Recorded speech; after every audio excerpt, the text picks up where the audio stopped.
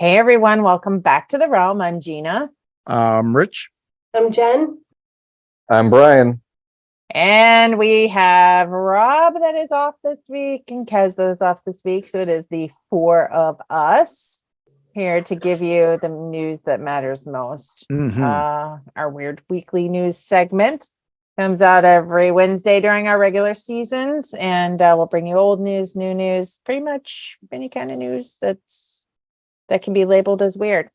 So how we decide who goes first is we use the wheel of names. So I'm going to get that pulled up right now. We're just going to get cracking right into it.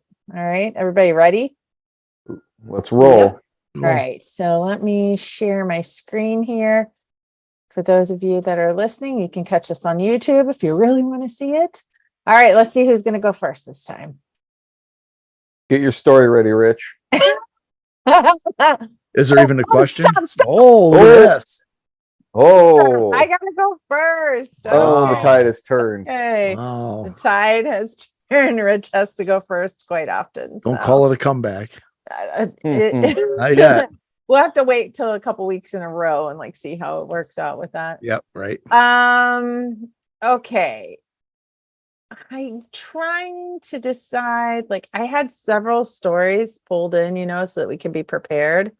But I think I'm going to go with this woman from the U.S. Army that claimed to talk with the only alien survivor of the Roswell UFO crash. Have you guys heard of this? No. So there's quite a few news articles out there. This one is from kind of like a news blog called How and Wise.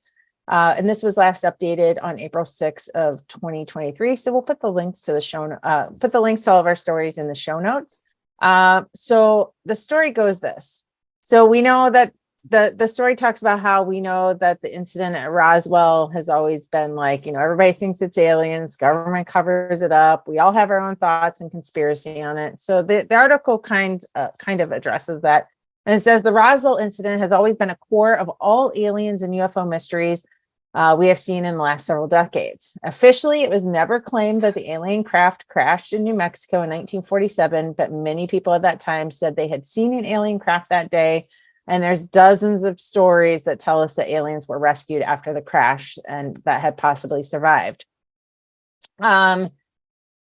It's evident, this article says, this isn't me speaking, this is the article, it says it's evident that the government will always deny it. However, some individuals and officials believe the aliens rescue story and said the UFO crash was real. So according to the excerpts from the notes and documents of Matilda O'Donnell McElroy, she was a senior master sergeant in the Women's Army Air Force Medical Corps. And she interviewed an alien named Errol, I believe, so it's AIRL, who told her that they had come from, where they had come from and why they came to Earth. So I guess at the time she was only 23 years old when she interviewed the alien through telepathy. So it wasn't even that she was verbally interviewing them. Apparently, she was the only person at the base who had the ability. So you wonder why do they magically have somebody that has telepathic abilities that they're going to rely on at this base? But just to add to the conspiracy a little.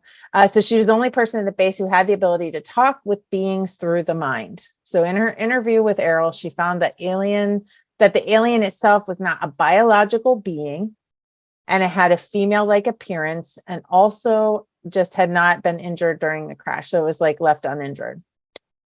She said that the alien was the size of a small child, and I'll paraphrase some of the story, and it was the only survivor among the 3 crew members of the ship that had crashed in New Mexico.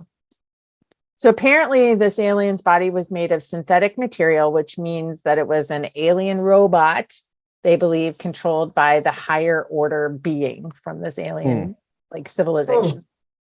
So there is a book that was written in 2008 called Alien Interview. And it's based on the notes that were and the documented interviews that were done by Matilda with this alien being. And it says that the UFO was actually made of the same material as the alien body, and it was controlled by the mind and thoughts, so that the robot could like interact with this thing, and that's how it was controlled. And so then that's interesting. saying if it's a robot, it's, sorry about that with my phone. So that's just saying if it is a robot and it's synthetic material, so are they saying that the consciousness inside of it is that artificial intelligence that has achieved consciousness? Or is this like a remote access of consciousness into this? Like it opens up a lot of questions as to like who's really controlling it. Is this a thinking being then, right? So in the book, it actually has pictures, and I'm going to share my screen with you. You'll be able to see this really quickly. And it has pictures of some of these typed up excerpts that were like leaked and were provided to this author. So this is Matilda. This is the nurse. And then this is just like, this is an excerpt from a letter I received from Matilda O'Donnell McElroy, Senior Master Sergeant of the Women's Air Force, when she was retired. So in this report, it goes on to say, like, this is her statement here. As you know, in July 1947, the Roswell Army Field issued a press release stating that the personnel from the field's 509th Bomb Group had recovered a crash flying disc from a ranch near Roswell, New Mexico, sparking intense media interest. When the news that there had been a crash was received at the base, I was asked to accompany Mr. Cabot, the counterintelligence officer, to the crash site. Let's see here. It's hard to read this one. Let me make it a little bit bigger because they don't have a really good, I don't know if you guys can see that or not, but it says taken to the crash site as the driver of his vehicle. So she drove this lieutenant there. And to render any emergency and medical assistance to any survivors if it was necessary. So that's originally why she was brought along. When we arrived, I learned that one of the 4 personnel on board of the craft had survived the crash and was conscious and apparently uninjured. I immediately detected that the alien being was attempting to communicate with me by mental image or telepathic thought. I reported this phenomenon to Mr. Cabot, as no other person present could perceive their thoughts, and the alien seemed able and willing to communicate with me. It was decided after a brief consultation with the senior officer that I would accompany the surviving alien back to the base. My duty was to communicate with the alien and make a complete report of all that I discovered to command authorities. Subsequently, I was supplied with specific lists of questions provided to me by the military and non-military personnel, which I was to interpret for the alien and record the responses to the questions provided. Mankind needs to know the answers to questions which are contained in these documents: who we are, where did we come from, what is our purpose on Earth, and is there intelligent life elsewhere in the universe, and why have they not contacted us? She goes on to say, it is vital that people understand the devastating consequences to our physical and spiritual survival if we fail to take effective action to undo the long-standing and pervasive effects of alien intervention on Earth. So I read that as saying, like, they've tried to intervene. We've tried to, counteract anything that they've tried to do to help us. So the author of this book, his name is Lawrence R. Spencer. He claimed to have received that letter from her.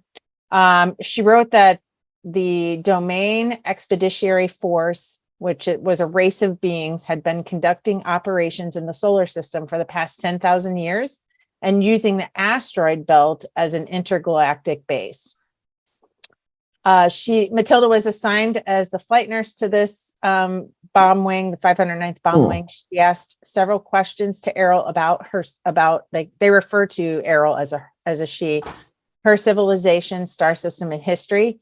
And from the conversation, it was known that Errol had come from a place called Domain. And as Matilda described, the place was not just a planet of one galaxy, but a number of galaxies. They said that their birthplace was full of power, knowledge, and wisdom, and that her planet had 2 stars and 3 moons. She went on to say that Errol did not give her any information related to her language or location of her planet, because she was uncertain about the intentions of military officers, and that made her refuse to disclose any secret information to humans. The nurse called it a serious sign because if aliens did not find themselves safe on Earth, then it could become a big problem for humans.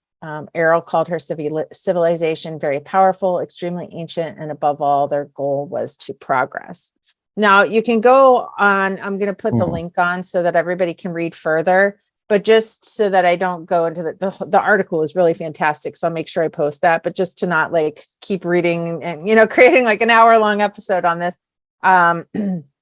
It goes on to say that the Earth was used as a prison for the defectors of their civilization. So people that they referred to as like non-believers or people that were like criminal nature for whatever was criminal in their civilization, that the Earth was used as a prison, and that they were actually buried in these discs of some sort, like that they were imprisoned in these discs and buried into the ground. I mean, it was very, very elaborate. It even talked how like they were like stripped of their memory and sometimes were like incorporated into the human race, and they had no memory of like where they came from, but they were just banished to live here. It's very intense.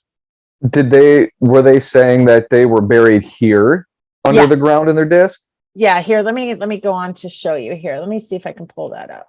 She said Matilda asked Errol how long she had been visiting Earth. Her answer was long before humans. In her footnotes, Matilda wrote, Earth is a small planet of a rim of a star galaxy. This makes Earth very isolated geographically from the more concentrated planetary civilizations which exist toward the center of the galaxy. So basically saying we're on the fringes, baby. Like right. we're on like the outer not, rim. yeah. For all you Star Wars fans. Exactly.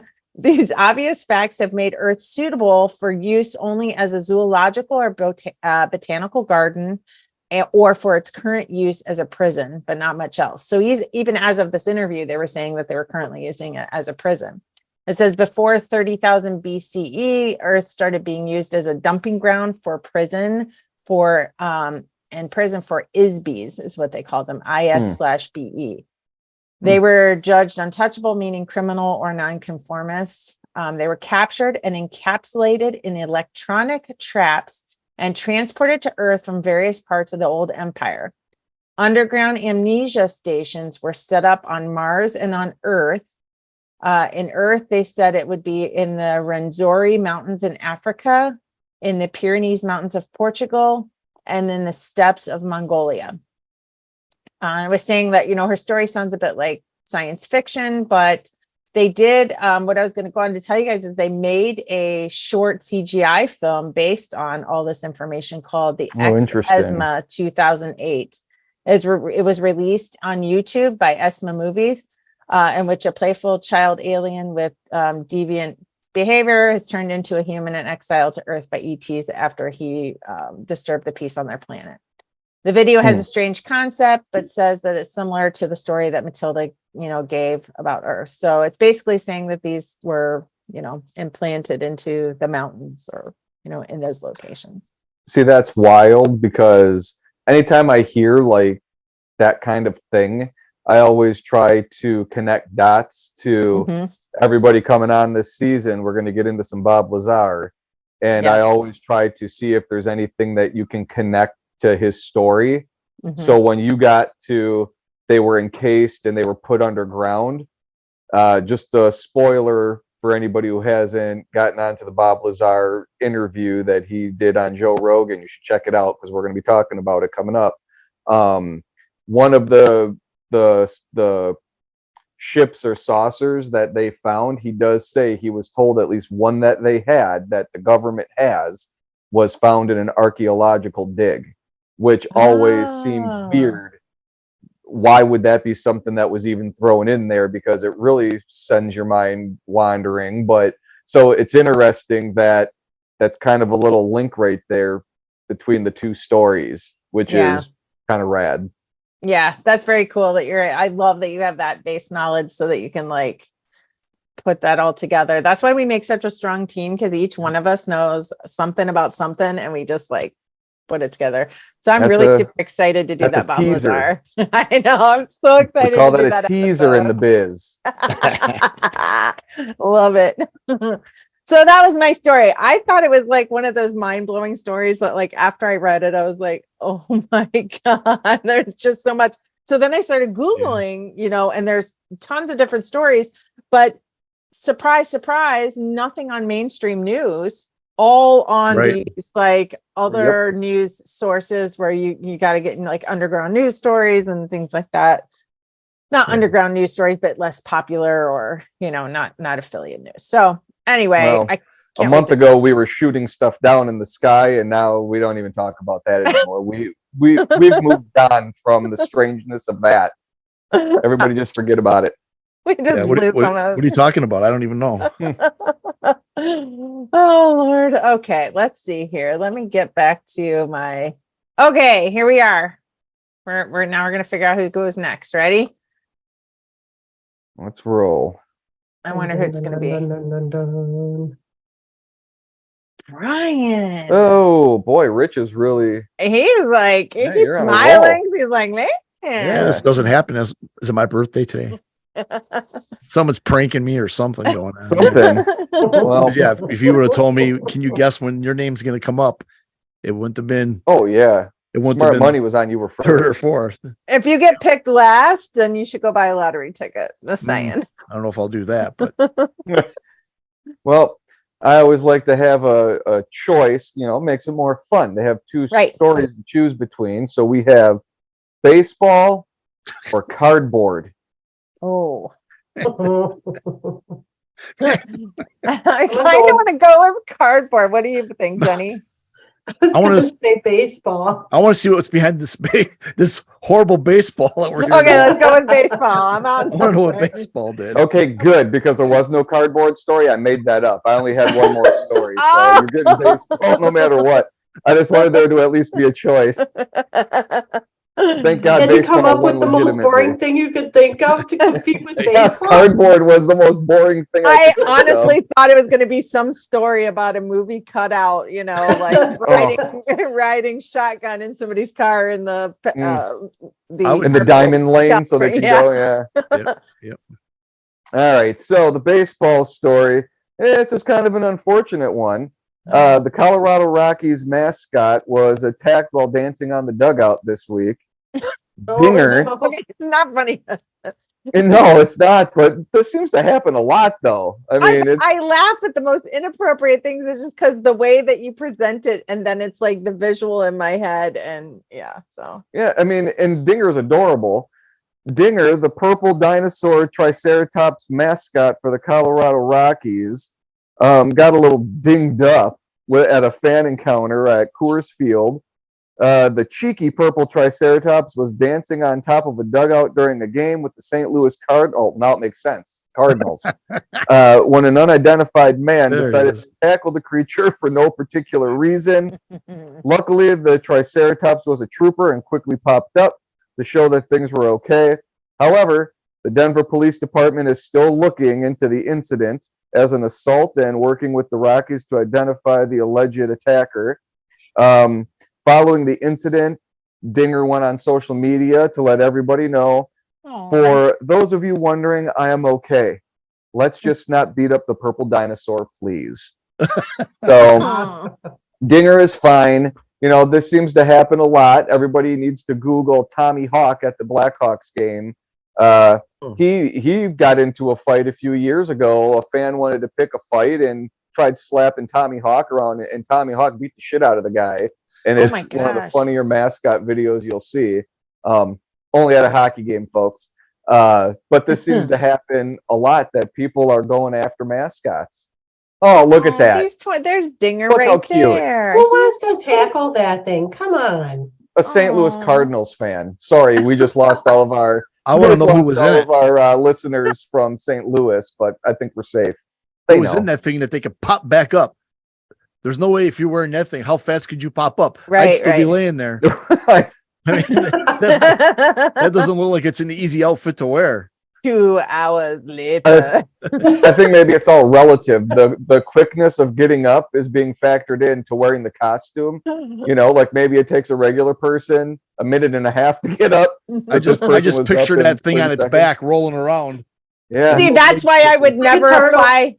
to be a sausage at Milwaukee Stadium because they were like hiring to be one of the sausages at Brewer Stadium. And I'm like, there's no way I'd fall down. I'd never get up. I'd be the laughing stock of the stadium. So I told Kez to apply for that. It would be embarrassing. It really would. But You don't want to be everybody that stays for person. so you'll know everybody that's there is going to see it. Just start If you fall, rolling. because Hope you make it to Yeah. the finish I'll just roll to the finish line. You can do a roll like that and take them all out and keep rolling. If you get, take their legs out underneath them, boom. I'll just take everybody down with me. If I fall, I'm grabbing the closest thing next to me. So Can Yeah, I you get imagine scared what the every time I crowd see would them. do if you started rolling in the direction of the finish line? I would be a Everybody Oh, they'd would love just it. cheer superstar. you on. It would not even be embarrassing. I would be a superstar at that Yes. point. Yeah, people would love it. Yeah, it'd be I on the need my news in the 15 morning. I need my 15 minutes of fame. So if it's got to be for that, then I guess let it be. Okay, now it's Jenny and Rich's turn to duke it out. Let's see what happens. All right. What is that? Oh, That- Rich, it couldn't There it last long. is. and the universe has restored itself to normal. Mhm. Jenny went last week. This That's is all right. yeah. Gosh. My story comes from overseas. And the headline is British man breaks world record with 17 flesh tunnels on his face. What the hell? And now I feel like What the the UK hell? is really stepping up to the Florida Germany level. Yeah. What is Do, that? do you know what flesh tunnels are? Do you know Don't what have a that is? clue. Oars? Have you ever have you ever seen where people have like the big rings in their ears, and they Yeah. put there's Oh, like yeah. an With the insert. gauge, yeah. Well, there's Gauges, people in that do gauge. that in their Yeah. cheek, they'll have holes in their cheeks and they'll No. have the rings or in their Yes. nose. That's what they consider a flesh tunnel. He's got Oh, boy. 17. 17. And In his face. yes, James Gross, he broke his own Guinness World Record of flesh tunnels on his face to Oh my increase God. to 17. Oh, So He wasn't he's- happy with his own accomplishment. Okay. well, first in 2020 he had 14, and then he had this record a couple times, because then in 2022 he broke it with 15, and now this past year he's breaking it up to 17. So it's been going on for several years here. I'll post pictures. They have a nice picture of him holding his certificate. Do you have Interesting. a picture of him pulled up right now? Yeah, actually I do. You should show. I got to see this. I can't wait for you to just post these pictures. I need to see this now. Hold on a minute. I don't know how to operate anything here. Does he whistle when he share walks? screen? Jeez, Lordy, Okay, it Lordy. doesn't look as bad as I thought it was going to be honest with you. That's because he has like corks in his face. I'm not sure. I was really Like- picturing something worse. Kind of, yes. And That one on his side of his cheek too, like Oh, all the way God. over near his Yep, ear. looks like right Oh my here. Gosh. Yep, and he got the studs in his ear, like one of those Oh. studs through the back of his ear, and then he got looks like another bolt head. Oh, This looks like a screw. jeez. It doesn't even look like whatever he's got in there, but yeah, that's all the way around his mouth. If Huh. he shaved off that mustache, He'd have He's room quite- for more. well, I was just gonna say he's probably got a couple more in there somewhere, but yeah, Yeah, I so don't he, count 17, but I'm sure they're there. They are. yeah, so that's our winner Wow. there. Like Did I he said, say Do why? what George Carlin said and just do it with a hole punch. no, and there's the hole. actually they have to measure at least 0.11 inches to qualify for the record. So this is just like That's a anything thing. else. Everybody's trying to get, wants to break a record of some sort. Obviously, you look in the book, you're going to find this, and they have all the little stipulations and all the little rules. And he's broken it 3 times now, and that's one of the things you have to have is that each tunnel has to be 0.11 inches to qualify. So you can't just probably have like just a regular ear piercing. It's got to be, Yeah, like you know. the gate, it has to be gauged out. Yeah. Yep. And just so you know, his mom loves him very much and thinks that he's doing something great, and she's very proud of her. proud of him. Oh, Sorry. So yeah. So I mean, it's a feel good story all At around. least she's supportive. right. But I'm with Gina Mom on too. that. When you actually see his picture, it's not It doesn't look as bad as I thought. It actually looks not real like, crazy. It's It looks like a steampunk pirate. yeah, sure. that's Yeah. a good Yeah. one. That's Yeah. a really good Yeah. comparison. Yeah. It's just really interesting. I think because he went with like, a neutral color, and he didn't have like those bright color Very- gauges yeah, that's that a you good can point. see straight through. So the Right. fact that it's more like a button gauge where you can't like see straight inside, I think that it was less shocking of a picture I by would that, give because you I shock- literally yeah. I was like, that's a ready. good way to describe that. Yes, because You when you first hear that headline and you hear about, and you kind of describe what it is, I guess you get it, you form your own picture in your head of Yeah. mass chaos. But Yeah. it's not that. know who Yes. I want to see? What's that? I want to see the guy who's nipping at his heels for the record, that he has to keep doing more. There's got to be somebody who he knows about who wants to get that record, and that's why he has to keep beating his own Yeah. record, Good because point. there's somebody nipping at his heels. That's Right. the person I'm curious about. That's who I want to meet, is that Well- person who Yeah, good who point. really wants the record but can't get it because this guy Because stays of this one step guy. ahead. Did he Yeah. say like why he does it? Does he just Mm-mm. like, does it make him feel attractive or No. no? Nope. Probably a long-standing bet he He had with the just- guy he- who's trying to catch him. It's True. probably all started with a bet between two guys. And you hear stories like that all the time, but who knows? I mean, he doesn't. He looks like he's very determined in the picture that I see, and he looks like he's at peace. So whatever he's doing, Yeah, he looks like he's a pretty zen dude. So he looks very zen. And like I said, congratulations, Mr. we'll Gross. post a picture so everybody can see it, and a link to the store, little blurb here. But thought it was kind of cool. I mean, I don't know. You always hear about, like I said earlier, all the Guinness Book World Records things that qualify for that now. It's just there's a category for everything. We should really do an episode where we like are tasked with finding the strangest event in Guinness and like come to the table and see what everybody comes with. I like that to idea. do that. That'd be kind of cool. The people with the fingernails, that's who wins. Everybody remembers the Wait a picture, minute. the one with the The big curl- fingernails that are curled up. Yeah. Wait, did you see the one with fingernails and toenails where the toenails were curled too? And I'm like, No. See, but it's that's so a twofer. gross. That's a That's- twofer. Yeah, that's got to be a different category. because that's also Ripley's. oh Yeah. yeah, That's Ripley's, and it would be Guinness. So you got that's a twofer.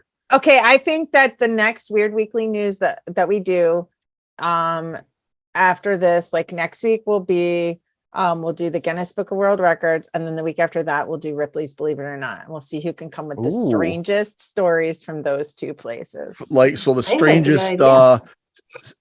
strangest stories that are certified as a record Yes. fan. Yes. Yep. I'll remind Ooh. everybody when we record next. I like this challenge. This is gonna be a That's good That'll be good. challenge. fun. That'll be good. I think that'll be awesome. And maybe we can put it out there and do a prize. Maybe people can vote on it, and like the people that decide they're going to vote on it, we can put their name in a hat, and let's see if we got something in our bag of tricks to hand out to some listeners. So let's see what we can That's do. a good with that. idea. All right, we just come up with ideas on the fly. Jenny, you're last again. What do you got for us? Well, I went looking, and one of the places I thought I was going to travel to was Japan. Had a lot of interest in going in there, and it was right before the COVID pandemic, and trip got canceled like that April when we were supposed to be leaving in May or June. And I was really disappointed about it. Got rescheduled a couple times, and now it's been like 3-4 years, and I'm not going. However, I still have a little bit of interest in Japan. I think it's a pretty cool place to be. And in international travel, what I've learned is that the world is not as big as you may think, and there are a lot of similarities. So they have theme parks in Japan, and we have theme parks here. Yeah, they do. Closest one here is Six Flags in Gurney. So I found this particular article very interesting. They have a theme park in Japan, and it's called Tokyo's, I want to say, Sanrio Pureland. Yeah, theme park that revolves around Hello Kitty. Mm. And it says you can have the kawaii kabuki performance starring Hello Kitty. You could sit back and relax at the Gudetama, the movie show, or dance along with Pom Pom Purin at the Purin Fitness dance activity. Or if you Sweet. prefer, you'll be able to spend your time at Pureland hanging out with the Devil Tribe instead. Ooh, So I do have a screen. the to Devil share. Tribe. Go left or go right? I'll go to the right. Oh, what is Similar that? to our theme park, which we do in October-ish time frame, we have quote unquote Fright Fest. Oh, They yes. have an Abaken or Obaken, I think it's Obaken, Nightmare Land. And Mhm. this is in June of 2023. There are 2 dates. We've got June 10th and June 17th. And what it does, it describes kind of what these groups are. It says, actually, the Devil Tribe is just one of 6 groups of nightmares who will be taking over Sanrio Pureland for 2 nights in June, along with the Zombie Tribe, Creature Tribe, Ghost Tribe, Clown Tribe, and Mad Tribe, the last of which seems to be broadly and loosely defined and an alliance of armed maniacs. So, the nightmares are coming as part of the Obaken Nightmare Land event, a team up between Pureland and Tokyo Horror Entertainment Design Company. Obaken, the same team that organized a different activity recently. This is the first time Pureland and Obaken have joined forces, but this year's event is bigger than ever, turning 6 areas of the park into a massive multi-part haunted house. What it does go on a little bit more about some of the details about the haunted house. But one of the things in this article that I really found interesting is it talks about kind of a perk that's involved in this. So it says, this being a Japanese haunted house, it's a walkthrough format with monsters and other menacing presences leaping out at you. You're tasked with completing a puzzle-solving mission in each area. Ooh. Followed by unlocking the box of awakening in order to escape from the horrific realm. With the event's announcement ominously asking, can you wake up from this nightmare? You're also given a sash of life to wear upon entering the park, which the monsters will try to snatch away from you. Jeez. So it sounds like it's also interactive, and it says the dates that it'll be happening. They're expecting to be capped out at 1,000 visitors / victims per night. Pureland turns into Jeez. Nightmare Land from 7 to 10 p.m. after the theme park's regular closing time and requires a separate admission ticket. Tickets can be reserved online and has the yens, but in US dollars, it's about $45. And if Ooh. by some impressively twisted logic, you think this would be a great time for your family's littlest children also, admission is free for kids 2 and under. So Oh my goodness. Yes, that last sentence just makes me want to go to Japan even more. I would love after to hanging see out with this. Hello Kitty all day, I'm going to pay an additional $50 Yes. so that I can scare the bejesus out of my 2-year-old. I would really Oh. love to know if anybody is planning to be in Japan in June and knows about this, or is going to go and experience something like this. I think it's awesome. I think it's a great event, and it just shows that we're not all that different because we all kind of like the same stuff. Mhm. I love it. Very true. Man, I did not know about this festival. And you know that their stuff is going to have like you've seen the anime over there. Like, Oh, I gosh, mean, yeah. it's probably going to be really phenomenal, like special effects and makeup and costumes. So we'll have to maybe keep an eye out. Maybe Jen, you could keep an eye out for that stuff. Maybe grab some pictures. On the actual I could fest do a and post follow-up it. on it. Yeah. I can just envision this sash of life being like flag football. And, Oh yeah. I picture it like a trying to- bachelorette sash across the head. They didn't say what happens if your sash of life is taken away. So you may lose your soul, but still have It'd be I mean, we every man for us.